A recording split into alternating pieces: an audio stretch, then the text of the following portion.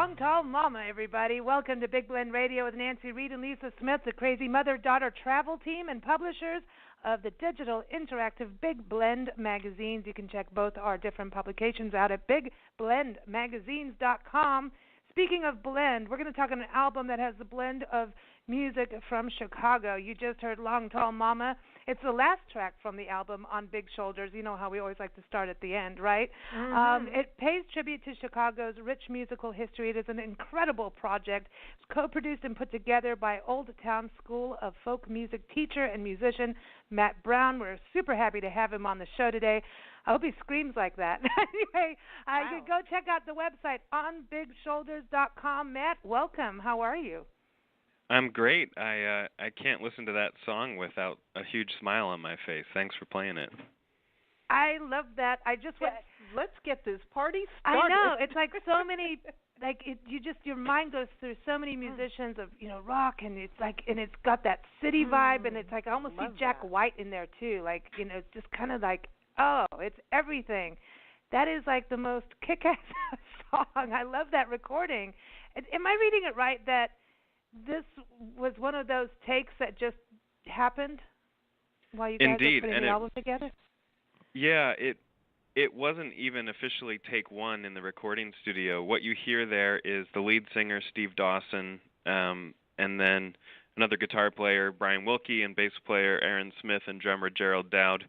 In the recording studio, that was their first successful run-through of that song, and the recording engineer had tape rolling, tape being, he was recording digitally, but he was recording their rehearsals of it in anticipation of us actually recording the track, and they played it just the way you heard it and turned to us in the control room and asked if we were ready for them to play take one, and we said no, that they had just recorded the song. Did it? It's originally a blues that Big Bill Brunzi recorded. He was a Mississippi musician who came up to Chicago in the 1920s and worked as a Pullman porter and at Maxwell Street Market here in the city, and the band turned it from an acoustic guitar and a blues vocal to that raucous rock and roll thing that you just heard. So is there possibly a video? I want to watch it. I know. Did you video it at all? Because I want to see that. There's not a video of that one. No, my dad actually came in and some other videographers and recorded video of track 1, which is our Bill Monroe cover, and then track 3, which is our Wilco cover. We're about to do a release show here at the Old Town School in our big concert hall on December 2nd, and we're going to make video of all of that. So we'll try and get a good performance out of them, which is very likely. And hopefully we'll have a live video of them, which I think will be even more raucous than what you just heard. I'm excited for that. Oh man, you guys that stream it live. I know. I want to see. I want to go. I want to watch. I know. This is such an exciting project. I love this that you really took a look at Chicago's music, and the first thing it's like, oh, Chicago. And I remember the very first tracks I was listening, I was like, that is not at all what that typical Muddy Waters, and it just has all these different styles, and I was going to ask, that's something I don't think a lot of us think of. And where did this whole idea of putting Chicago music together this is over the years and all kinds of styles, where did this whole idea come from? Well, I'm glad to hear that it was a surprise to you, because your surprise mirrors mine. I'm from outside of Philadelphia, and I've been in Chicago 7 years now. And ever since I moved here, I gradually started to build a picture for myself of the music that's been made here in town through the years. The first song I picked out for the album, I wasn't even looking to make an album. I was looking for a song to teach a guitar class here at the Old Town School, where I'm calling you from. I had an early country guitar class, and we were doing a segment on the Delmore Brothers, who were stars of the Grand Ole Opry from rural Alabama. And as I was preparing the song for that night, which was called I'm Mississippi Bound, I discovered that they had recorded it in downtown Chicago in 1933, that their recording studio had been up here in Chicago, not in Nashville, where we would now expect a studio to be. And then that got me thinking, wait, those are country music stars of the golden era of country music. I wonder who else recorded here who we wouldn't associate with Chicago. So these people aren't from Chicago, but they had to come here because this is where the recording studios were. And then I learned that Bill Monroe had come here with his band, with Earl Scruggs and Lester Flatt, when they basically invented the genre we now call bluegrass. They were here in 1946, about a mile south of where the Delmore Brothers had recorded, on the same street, Michigan Avenue, downtown Chicago, at another recording studio where the Wrigley Building is. The studio was in the Wrigley Building. And from there, I realized that there was a whole story to tell that wouldn't be contained in one album, but with one album I could kind of hint at the variety of music that's been made here, not just by residents. Like you think of Muddy Waters, who lived here, and John Prine and Steve Goodman, and any number of people who've come through here. Even like Eddie Vedder and Patti Smith. All these people have connections to Chicago. But my questions were like, who are those surprises? Who are those people who we don't associate with Chicago, but maybe they got their start here, or maybe they came here to make their records, and that was part of their career. And it's part of Chicago's legacy. You know, when you think about it, people that come through, you're a resident, even if it's for a night. Exactly. You're a resident for that amount of time, and you're leaving your story in that city and taking it out. So music goes everywhere. So Chicago's all over the place. You know? Exactly. This is just epic. I'm so excited about it because I always look at there's concept albums, but to me, there's telling the stories of what have happened, and covering and getting different people to play on there too. And the vocals and the music is so tight and good. Don't you want to just tour with the band with this? I do. I would love that. And I actually don't tell anyone, but I have like 30 more songs picked out to do like volumes 2 and 3 if this album were successful enough for me to be able to afford to make more recordings. I have enough material that I've selected that we couldn't fit on that album, or a couple songs that we tried to get onto this one, but we just didn't quite nail it, or I didn't feel like we were saying anything new. Like there's not a gospel song in the record, and there originally was. We had something picked out, and we tried it, and it was pretty good, but it wasn't as good as the rest. And then there was this song from the band Naked Ray Gun. My co-producer really liked them growing up, and they were from around here, and they were hugely influential. But we couldn't find the right song of theirs, so I haven't given up, but I'd love to tour the album, although all of these musicians are so busy with their individual projects. I brought them together in the studio, not assuming I'd be able to tear them away from their own projects, but wanting to capture their brilliance and see their chemistry all together. None of them had all played together. They all knew someone else in the project. Some of them have played together a lot before, but this exact assemblage had never come together before. So it was kind of an all-star band of just some of my favorite musicians that I've gotten to know since I moved here. Oh wow. And so now you do play on the album as well, but you're playing fiddle, right? Yeah, I'm on track 9, the country ballad that our lead singer, who you just heard on Long Tall Mama, Steve Dawson, he, in addition to being a great singer and guitar player, he's a wonderful songwriter. And a week or two before we rehearsed the album, which would have been 2 or 3 weeks before we recorded it, he delivered to me this country song he had just finished and said, "Hey, I know it's late in the game, but hearing the other things you're thinking about for the album, I think the song I just finished might be a good fit." And when we got to rehearsing it, I had actually gone down the street to grab some coffee for everyone, and when I returned with the coffee, they said to me, "Well, there's a fiddle solo on this song," and I had my fiddle with me, and it was really fun to get to put fiddle onto the record. I actually didn't intend to play it all on it. I was focused on masterminding the whole affair, and it's been a 2.5-year process. So I wasn't really expecting to play on the album, but I'm really delighted that I got to. Cool. And it's just a cool project to put together, because you can go off on tangent. Like I'm just saying, like, you're the right cooter of Chicago, and now we want you to do all these other cities too. Yeah. But you talk about country, and you don't even think that country music and bluegrass coming out of Chicago. You just don't. But I've never been to Chicago, so I got to say that. But you just have these stories, and you have these ideas of what you think, and I think it's great that you're opening our eyes and ears and thinking about, you know, all these different people. Let's talk about your co-producer, Liam Davis. So he worked with you to get this all put together. Do you know him? Have you known him for a while? I met him a couple years back. I was asked by this guy named Justin Roberts, who's a Grammy-nominated children's musician. He writes songs and sings and plays guitar and ukulele and has an amazing band. And Liam is his music director and then produces all of Justin's albums. So Justin and I played a show at a local venue called The Hideout with Robbie Fulks, who is an amazing singer and songwriter himself. And as a result of that, Justin then asked me if I could come play fiddle and banjo on one of Justin's shows. And then I went to rehearsal for that and met Liam, who I would later hire to be my co-producer and who actually named the project. On Big Shoulders was his idea as the name of the record. Okay. And Justin's drummer, Gerald Dowd, became my drummer for On Big Shoulders. So not only did I get Liam out of playing a show here at the Old Town School, actually I think it was 2 shows, with Justin and the Not Ready for Nap Time Players, they're called. I would later do a little recording with them, and the recording studio where I recorded for Justin's album, well, that I fell in love with that studio when we did Justin's record, and that's where we made On Big Shoulders. I hired the same recording engineer.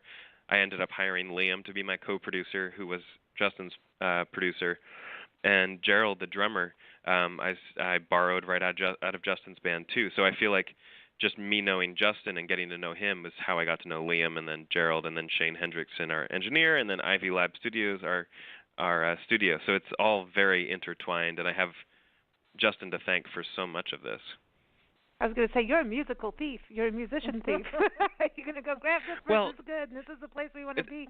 But it's like a family. It's a lot of sharing. When you're a city of musicians, right? Yeah, there's like, I know, like in San Diego, when we were there and doing music, you know, it's like musicians, you know, drummer down, everybody get on the drummer line, and everybody knows each other's songs too, in a way. You know, everybody follows each other and can follow right in, and it is a family. It's a big musical family in places that are a hub. And one thing I was thinking too is that it's not just the past, and it's like the present with what you're doing too. All these musicians. Right. So Chicago it's a musical city. We always think of Nashville, right? We always think of, you know, it's like Austin and, you know, even San Diego actually.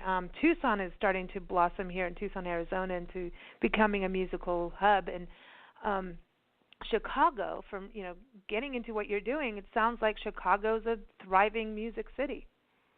It really is, and it goes back to one of your earlier questions, which I didn't fully answer, but the reason I made this album was twofold. One was to celebrate all the music that's been made here in the past, and that maybe it would be a surprise to learn was made here. But then the other aspect is what you're saying, that there's a thriving musical community here of people who maybe don't tour a lot, maybe aren't nationally, let alone internationally renowned, but are great, great musicians. And because they're hardworking musicians who just go play gigs every day or play in the studio or write music, there's not a lot of pretension about what these musicians are doing. Like, they're so busy just working, like a lot of people do with their job. They don't have time to be like pretentious or to act like, you know, they're the best thing ever. It's more like they have to show up and play the gig, and there are musicians like that all over the world. And you're right, you know, there are many cities in America that are musical hubs, and Chicago is certainly one of them. That's nice to hear. Now that goes with the good food, right? Yep. Well, exactly. Yeah. Yeah. Yeah. Well, musicians get hungry. We have to eat every day. That's right. And more you than want it good. And not music on trade for food. It's got to be more than that. And that's kind of the other thing I wanted to touch on is, you know, talking about hiring musicians, and this is a, you know, something. This is a production, and actually raising the funds to make this all happen. And you did a Kickstarter campaign, but then you also got like grants, didn't you? Local grants to make this happen. Yeah, I did a couple different things. I had learned from some other Old Town School colleagues and Gerald, that drummer who's on the album throughout, that the city of Chicago offers this grant through our Department of Cultural Affairs and Special Events for up to $5,000 to artists of various sorts. So you could be a museum curator or a painter, or at one time it was chefs, but now they don't do that anymore, but for a musician to help fund an album. And when I had my ideas for this album and they coalesced into one thing, Chicago music played by Chicago musicians, I realized that I wanted to do it at Ivy Lab Studios, and I wanted to not cut so many costs that it would be like this total, do-it-yourself sort of vibe, but like to feel professional because I felt like it deserved it. So I applied for and thankfully got a grant from the city from that program I mentioned. I had about 13 friends and supporters, including some students of mine here at the Old Town School, who pitched in money with no strings attached, just to help seed the project as well and help cover the initial costs in addition to that grant. So that grant plus some money of just out of my own pocket and then those 13 donors, that covered paying Liam, although he offered me a very generous discount because he knew that I had a lot of money to come up with, and then paying, I think initially it was 8 musicians, eventually it ballooned to 12, paying the recording engineers. That got me so far, got me through having all the tracks mastered, which means, the audio's finished, but then we haven't gotten into producing any physical copies or distributing it or getting mechanical licenses. When you have a cover song, you need to pay the songwriter. So that's when I launched the Kickstarter, because I had hoped that I would be able to find a record label who was as excited about this project as I am and as you two are. And I have some friends who are at labels and who listened to it and were very supportive, in a passive way. They said, "Oh, it sounds great, but we can't put it out, or we can't put it out in 2018. And so I turned to Kickstarter, and I was very reluctant to do so. I've noticed there's a trend in the independent music community it feels to me as an observer and as part of that community that people go to Kickstarter kind of first and just assuming that everyone will chip in, and I feel like we're just like passing each other money back and forth. But in the case of this project, I tried the 4 or 5 record labels that I was most hopeful would put out the album, but whom I also respected and who I'd want to carry that through. None of them wanted it. So I turned to Kickstarter and raised $26,000, which was right on. Exactly what I needed to finish all of that and hire a publicist to spread the word to journalists and people who can help amplify the message beyond just my own, Facebook feed. Yes, and you have to. Yeah, you cannot survive on Facebook alone. No, don't start me on that. But I love this because you went through this and went through the different avenues. There's a very serious commitment you have to it. I know you've now got Allograph Records as well, which is awesome. That you've got this now. Here's a record label, and there's a commitment to this, and I think that's definitely shined through on the music. It's top notch. I mean, it's just you listen to it, and you're like, wow, this is cool. I wish I was sitting in a club there with it all. I want to sit with it. It's just so amazing. One of the songs that also. Like I said, they're all kind of surprising to me.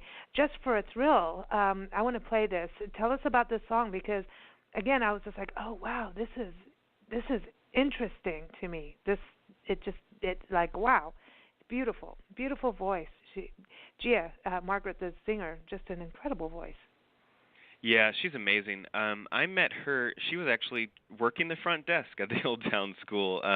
We have people who, sell you your concert tickets or sign you up for classes, and she was one of those. She was a new face at the front desk. I was finished teaching classes for the day, and the other person working the desk said, "Hey, Matt, this is Gia. She's new." And I talked to her for a minute and learned that she was a musician, and went home and looked up on YouTube Gia Margaret, because I think she had mentioned that she had a YouTube channel, and I was blown away. She was like 20,000 YouTube followers and does all these beautiful covers of like John Lennon songs and this and that, and then her original music is gorgeous, like atmospheric, beautiful, ethereal singer-songwriter music.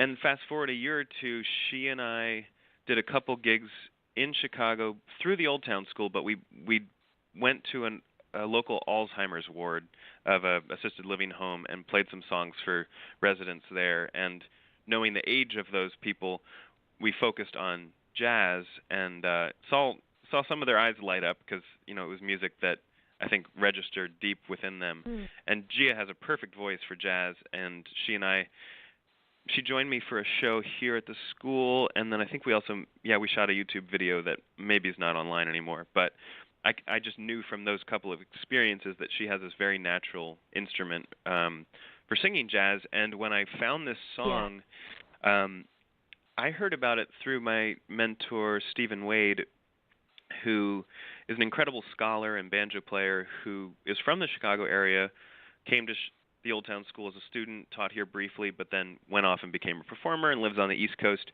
But he told me about the woman who wrote this song, Lil Hardin, who her full name was Lil Hardin Armstrong. She was Louis Armstrong's second wife, and the piano player in his bands, the Hot Five and the Hot Seven, and recorded with him for a while. And she's a songwriter and a piano player, incredible lady. Their marriage didn't survive, but the song would later be covered by Ray Charles, who made it his own and changed a lot. The version that we recorded with Gia and our two guitar players, Brian and Steve, and then Aaron on bass, it's the only track without drums, is much more reminiscent of what Lil Hardin's original recording was. We kind of skipped the Ray Charles version because it's so iconic and sounds so much like Ray Charles that we wanted to do it more like Lil Hardin did it, which kind of makes it sound new but also old at the same time.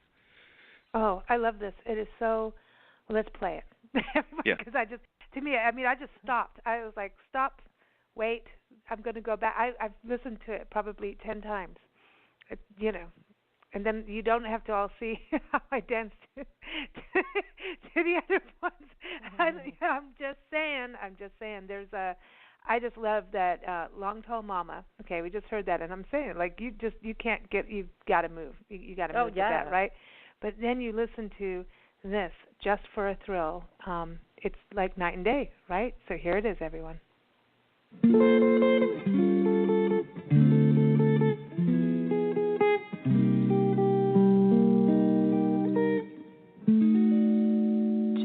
for a thrill, you turn my sunshine into rain.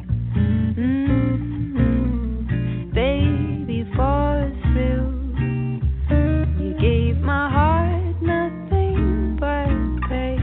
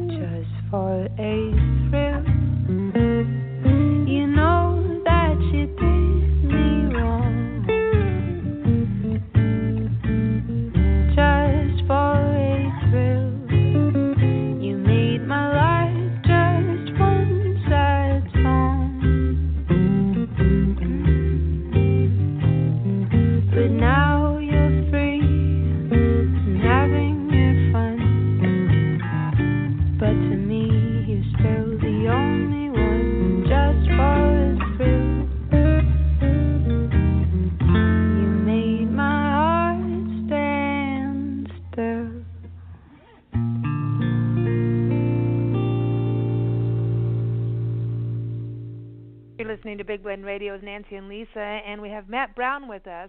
He is the co-producer and I'm going to say project manager, creator of On Big Shoulders, this amazing album that really puts Chicago music on a pedestal and sends it out to everybody, showing the heritage and what it is today. And that was just for a thrill. And I want to make a movie to that. I know. I was thinking it's a beautiful soundtrack. I know. I'm seeing people walking in a park. There's like a picnic, and then I'm like, oh, it's rainy, and it's like now I want a cigarette, and I don't smoke anymore. I don't know why, but I want red wine. It's got to be martinis and cigarettes. Oh yeah, I could do that, and then it's just like then you want it to be outside. You want people to hear it through like an old city window. I don't know, man. There's like all these weird visions coming through. You know when people weird, used to hang their clothing, like on in apartment buildings outside and with a clothesline. Yeah, and then there's like a flower box right next to it. Exactly. And so people are walking. Yeah, sorry.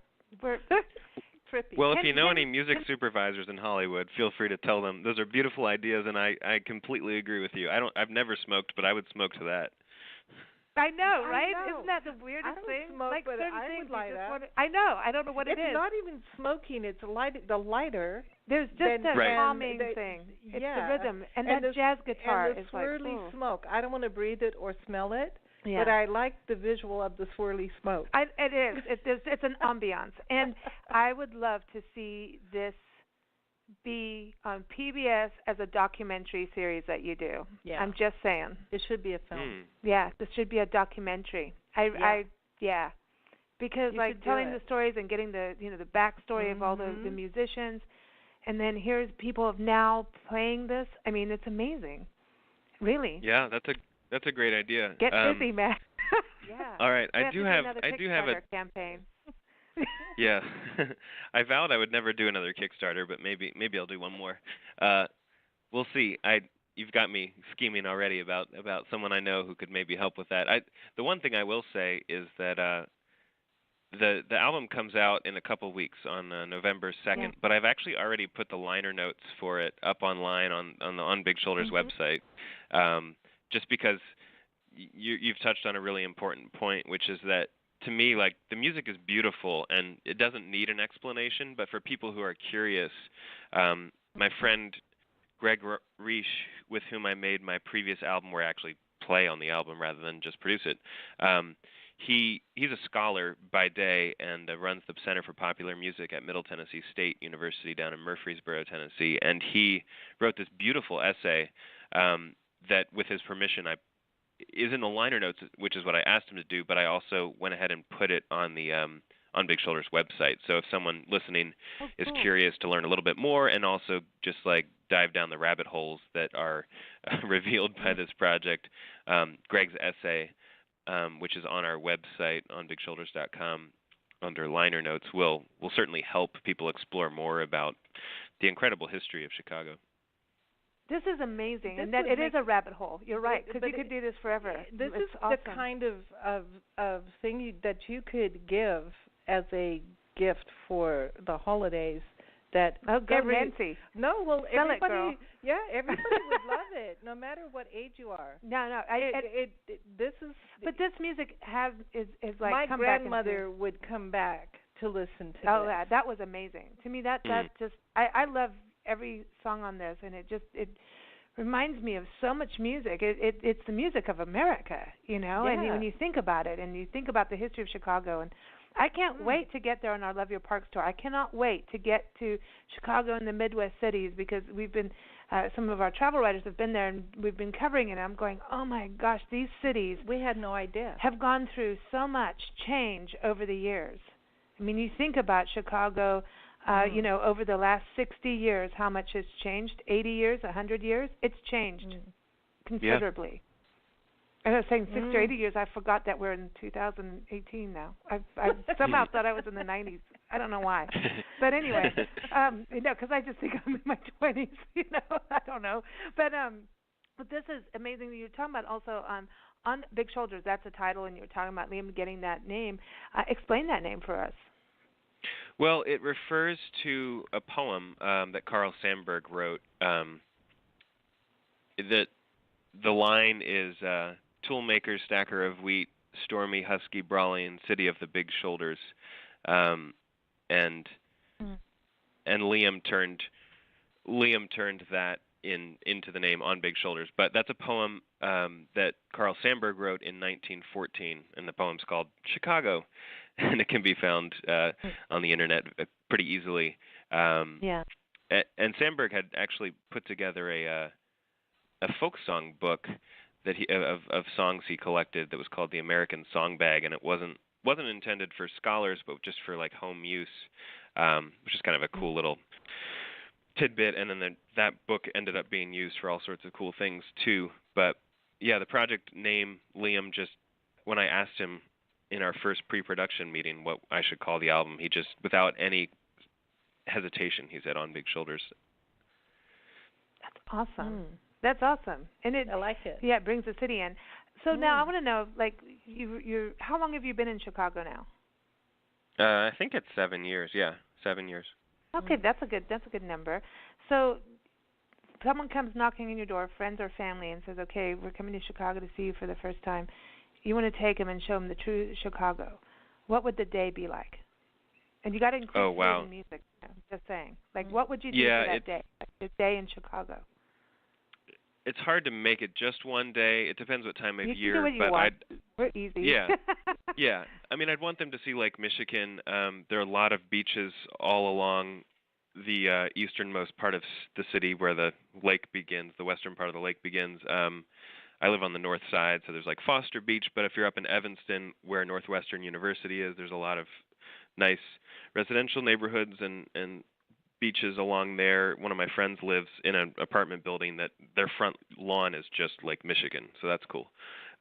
What? So you'd want to go to Lake Michigan just to wave at it, maybe not put your toes in because apparently it's kind of gross in the water, but it looks nice. And there are a lot of great parks too. People might not think of Chicago and think of parks, but so many of the neighborhoods have a park. Like there are neighborhoods called like Lincoln Park or Wicker Park, and that's not a random designation. It's because it's the residential neighborhood around parks. And so we have Millennium Park, Grant Park, which is where President Obama gave, I think, his acceptance speech, or like he used that as kind of the backdrop of, I think in 2008 when he got first elected, and then when his farewell address, I think they were both from there. But there's a symphony that plays there in the summers, the Grant Park Symphony, in this beautiful outdoor pavilion that seats thousands. Nice.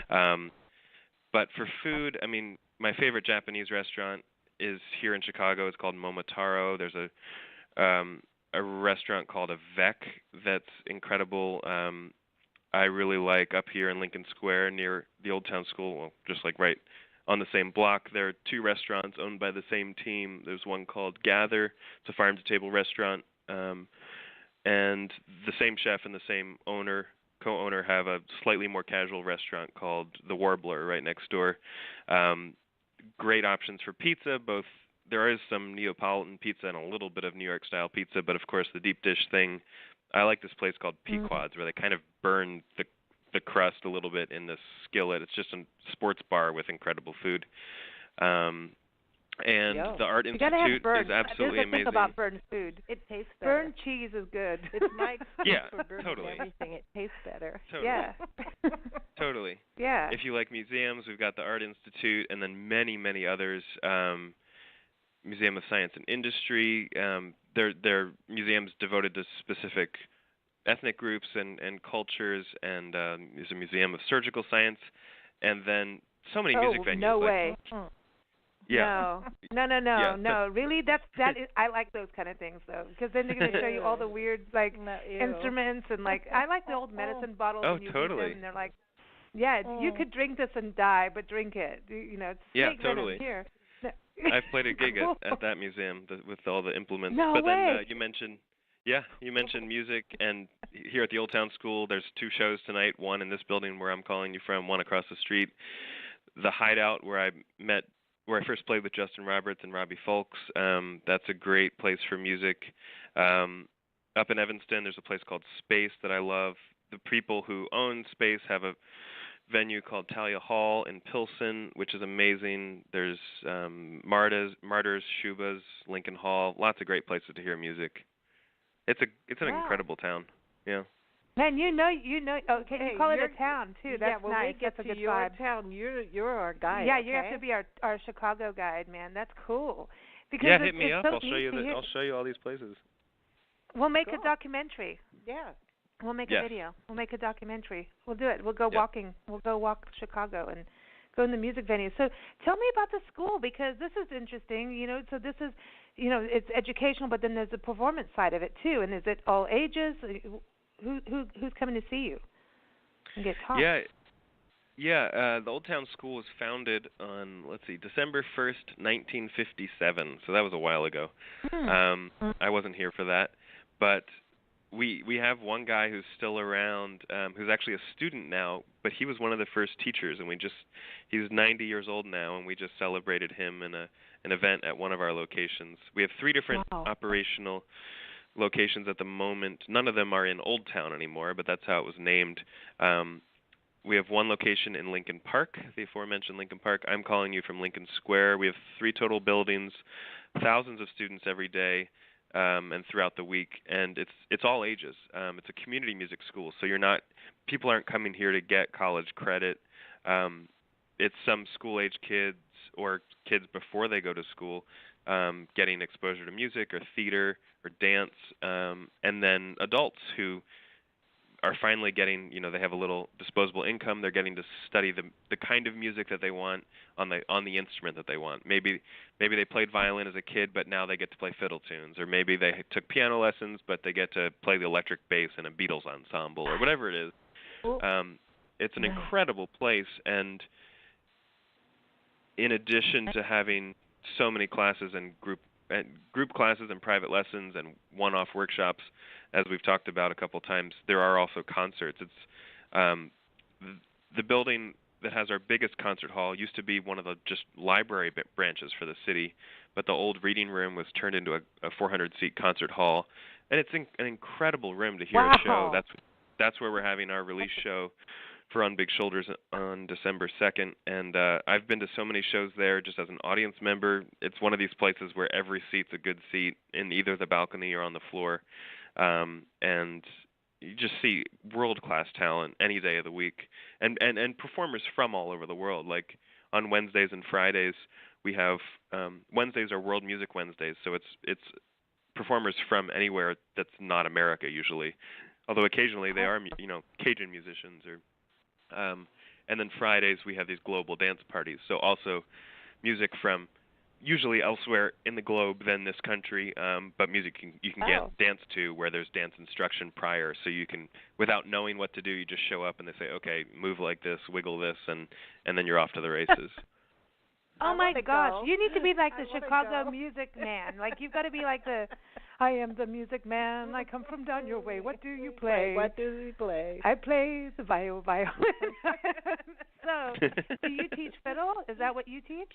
I teach fiddle, banjo, and guitar, and I had a piano student for a minute. I don't really play piano, but we won't tell her that. But she's now turned into a banjo and guitar student. So with her, I was actually just working on how to play chords on the piano for fiddle tunes, because everyone in her family plays the fiddle, and then she's now transitioned away from the piano to more portable instruments like the banjo and the guitar. Cool. So when we come see you, will you teach us like something on the banjo, like how to do something on there? Because I've always wanted to see everything beyond like the typical name thing. When I was a kid, there was a music store down the street, and for $6 a month you could rent any instrument except for pianos because they're too heavy and such. For $6 a month you could rent any instrument. The banjo came with these metal picks for your fingers. Where I broke and I broke every string, and I also put a hole in the Oh. Well, they were nice because I was a good customer, and so they like no problem, and then they said don't play the banjo ever again, ever. You got to go see Matt. We'll go see Matt, and then we'll see what to do with those little finger thingies. No, they look like claws, I have a hard time with that. That's Yeah. hard to me because like even if I pick couldn't- and I play guitar, but like I and not couldn't that anyone feel- should hear. I couldn't feel but the strings. I couldn't. I can't do the I pick. couldn't do it. I can't do a pick. I can't stand doing a pick. It's like like I have to be barefoot. Like when I perform, it's barefoot. It's just like a touch. Like I don't know. It's like this extra thing on you. I have a really hard time with that. I can relate to that. It took me a very long time to get, I wouldn't even say comfortable, but tolerant of those finger picks that you're describing for the banjo. I initially found them really disconcerting because I like you to just feel the strings under my fingers. But I do teach an introduction to the banjo class. It's 8 weeks long. Feel free to come camp out in Chicago for 8 weeks, and I'll teach you all the very basics. Cool. And I've heard I think that you 8 have weeks good beer too. Yeah. In 8 weeks, I think you could try all the pizza and try all the beer and still be like alive. And walk because it's a and walk, walking maybe city, right? walk. We can walk around. I don't know about the walking. Okay, but we have to be able to walk. We are walking people, but I just want to say that what it is it's like high heel shoes. That's what it is. Yeah, for you're me. not connected there either. See, that's the problem. That's what it is. Well, very cool, Matt. This is such an awesome project, and I know it's a big thing. Did you feel like I know it's coming out November 2nd on CD and also vinyl? People are going to be able to stream it too, or are you? How are you doing that? Totally. Oh yeah, it's everything. I almost didn't do physical copies, but I decided that the kind of people who like this sort of music probably enjoy still getting a CD or a vinyl record, even if maybe most people don't have CD players. I'm learning, but some people still have their record players. But the liner notes are great. The lyrics are all in there. This essay that Greg wrote is in there. But then for those who just like to stream everything, it'll be on Spotify, Apple Music, Tidal, Google Play, and then all these streaming services I've never even heard of. And then, like I mentioned, the liner notes are just on our website on BigShoulders.com. So if people want to learn about the music while they're streaming it or before or after, you can always just go read Greg's essay. Awesome. This is so cool. But I think, like, did you feel like the recordings that I know that you've got, concerts and all this happening, but did you feel like, whew, this was a huge project? Like once it was all like it's recorded, you can't go back now. It's like it's in the capsule now. You can't go back. Did you feel like a moment of like, wow, that was amazing, and that it was a big deal with the Kickstarter thing? I know that stuff is a pain in the butt. Like you're like on it 24/7, right? It's like social media's attacked you, and you need to keep doing it.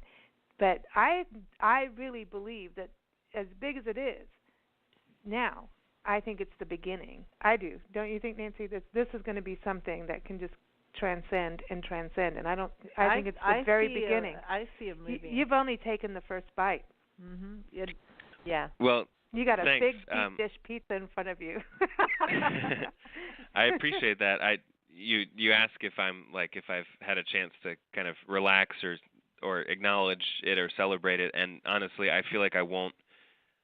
The first chance to feel that way will be on December 3rd, the day after our release show, because we've got a really cool surprise lining up for the release show itself. But I also just need to sell tickets to the show and hope that people show up for it, and hopefully get some press about that, just so that it's odd. I have these wonderful publicists who are working the album, and it's kind of a necessary part of the industry, but I have yet to find a Chicago journalist who wants to write about this story. Are you kidding me?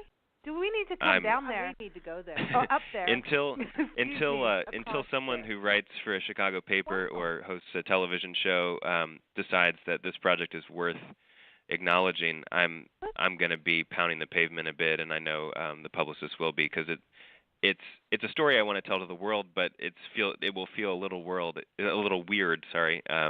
If the city's press doesn't want to give it the time of day. Wow, that's so bizarre. But you know what it is, though, because you're opening everyone's minds to all this other side that we don't always think of, and that's the thing. It's like it's not the typical. But Chicago should be. Okay. I think you should be like on 60 Minutes or something. Yeah, no, like this isn't important. Yeah. But you're documenting history and putting it into now, I know. And that's what I think is so beautiful. I see a film. You need a documentary. Yeah. Yeah. That's it. Cool. I'll text Eat Ken that big Burns piece after of we get off pizza. this call. All right. Well, I want to thank you for joining us. We're going to close because we've got to play this. We've got to play "Shake Your Head." Mhm. Everyone's going to hear this. You've got to, right? And give everyone the backstory of that, and then I want to give a shout out to our sponsor today, the National Parks Arts Foundation. They rock. They create these amazing artist in residence programs, and we're trying to suck Matt into going to Hawaii to go record his next Chicago album, because that's how it works. We'll just have to talk to Tanya Ortega, the founder, and say, can you go and do a residency program at Pullman? Yeah, why National not? Historic District or something. All these different amazing projects open up, or I should say residencies. You could be staying at Hawaii Volcanoes National Park. You could be at Chaco Canyon, Gettysburg, Dry Tortugas. I mean, this is amazing. Artists, musicians, poets, writers, filmmakers, painters. You get to stay in a park for a month and just create, and then do one event. And, it's amazing. Sometimes your work gets acquired by the National Park Service and gets into the national libraries, and it's amazing how this project works. So nationalparksartsfoundation.org is the place to go, and we also host our first Friday art show on Big Blend Radio, and you can check out our schedule at bigblendradio.com. So, Matt, tell us before we go, Shake Your Head. Sure thing, and thank you so much for having me. This has been a blast. Thank you.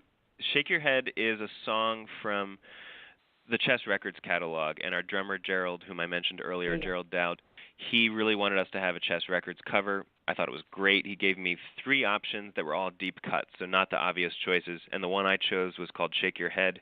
It was recorded by this amazing singer, Barbara Carr. We went into the studio ready to record it, and we still hadn't figured out quite all the lyrics, because Barbara Carr's original recording is very bold and just exciting and powerful, but it's hard. The recording's from 1960 or so. It's hard to decipher some of the lyrics. We actually managed to get Barbara Carr on the phone, and while we were in the studio, and she sang for us. Like she put on the CD of herself from 1960, and then recited the lyrics back to us an octave lower to help us figure out the lyrics, because when we originally got her on the phone, which was a miracle, she couldn't remember the lyrics to the part where we couldn't decipher them. So Barbara Carr helped us learn this Barbara Carr song. Shake Your Head.